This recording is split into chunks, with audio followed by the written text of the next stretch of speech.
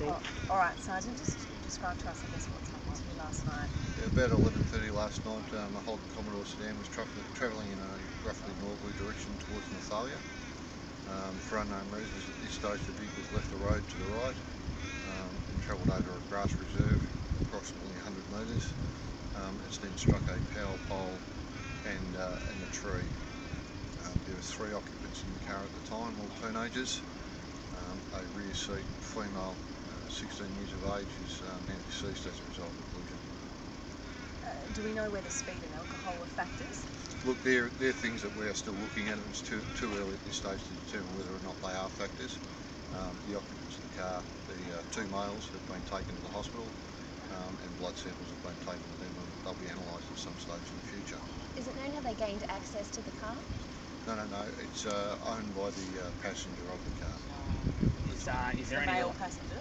Yes, that's right. is there any relationship between the 3 occupants at all, or are they friends? It's still too early to say at this stage. We believe they're obviously associates.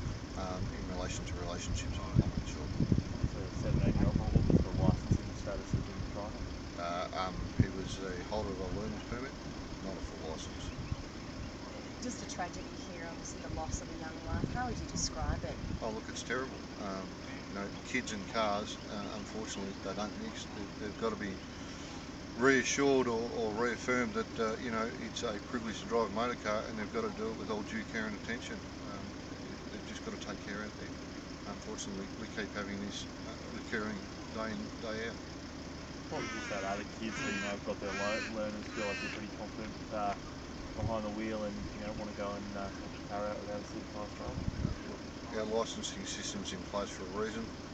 These people need the hours and the experience before they get out on the roads by themselves, and they must abide by those licensing conditions.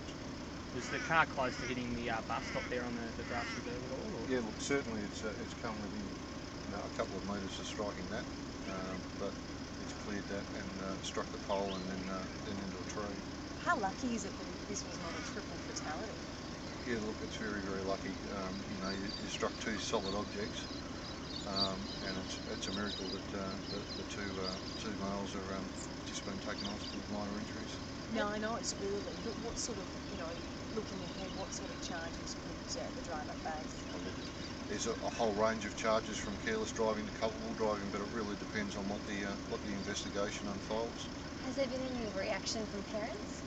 At this stage, I haven't had the opportunity to speak to any family members. Where are the 3 occupants of the car from? They're all local residents from the local community. Any indication what they've been doing before they... Not at this stage, it's too early to determine that. Do we know what kind of conditions it was last night? It was pretty wet down in Shepparton. Not sure Yeah, look, at the time of the collision, we believe that the roads were damp. It had been raining earlier, but it wasn't raining at the time of the collision. And what's the speed limit here? It's 100 kilometres an hour. Okay, does it look like they were doing the limit, or? Again, it's still very early to establish that. We've got some testing that we've taken away, and that'll be analysed, and hopefully we'll be able to determine what sort of speed they were travelling at. How long do you expect the road here to be closed for before the investigation is finished? It's been closed for some considerable hours now. I assume that we'll probably be out of here within the next hour or so. Failure in Mansfield, big towns, what sort of impact is there? What's the young life having? It's like a ripple effect. It just ripples through the community, especially when they're known in the community. Everyone's got some sort of association with young people through schooling and sport and that sort of stuff, and it'll have a devastating effect on the community. Were the 2 17-year-olds injured at all? Minor injuries, I believe, at this stage. They were taken to hospital. We're hoping to speak to the driver at some stage later today. I understand they've been discharged, so the plan is that you will speak to them today. Yes. Does it appear that the victim wasn't wearing a seatbelt? Look, that's something that, again, we have to look at. She was ejected from the vehicle, so there's a strong possibility that she wasn't restrained or was incorrectly restrained at the time of the collision. Are you calling for witnesses? Certainly am. Anyone that was in the area or travelling along this road at around 11:30 last night, we urge to call us and/or Crime Stoppers. We'd like to speak to them. How were the police notified? Were there members of the public that tried to render assistance? Yeah, there was some passers-by that arrived shortly after the collision that rendered assistance and contacted emergency services.